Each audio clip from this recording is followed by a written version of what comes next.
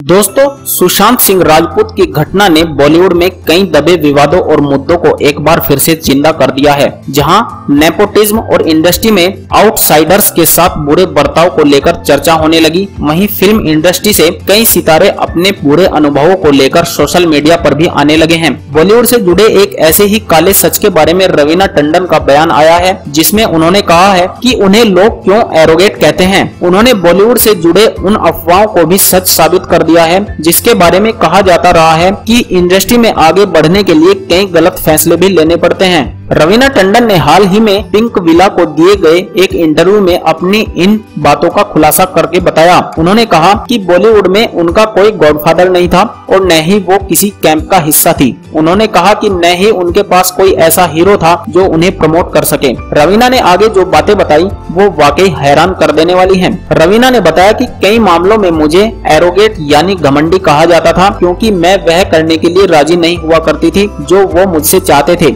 जब मैं चाहे तो हंसूं, जब मैं चाहे तो बैठूं। उन्होंने कहा कि उस वक्त बॉलीवुड में कुछ चालबाज दलाल हुआ करते थे, जिनके अपने एक्टर्स उस समय की हीरोइनें और चमचा जर्नलिस्ट हुआ करते थे। उन्होंने यह भी कहा कि सबसे अधिक हैरानी इस बात की थी कि ये फीमेल जर्नलिस्ट किसी अन्य महिला के साथ ऐसा कैसे कर सकती थी, जो खुद को फेमिनिस्ट बताती थी और अल्ट्रा फेमिनिस्ट कॉलम लिखा करती थी। उन्होंने कहा कि कईयों ने उनके करियर को खत्म करने की भी कोशिश की थी। रवीना ने कहा कि हालांकि मैं न तो कभी इन चीजों पर भड़की और न ही कभी ध्यान दिया। उन्होंने कहा कि उनकी ईमानदारी की वजह से उन्होंने फिल्में भले नहीं खोई, लेकिन उनके बारे में काफी कुछ बकवास लिखा गया। तो दोस्तों, क्या आप रवीना टंडन के इस बयान का समर्थन करते हैं? हमें कमेंट करके जरूर बताएं और साथ ही साथ हमारे चैनल को भी सब्सक्राइब कर दें। धन्यवाद।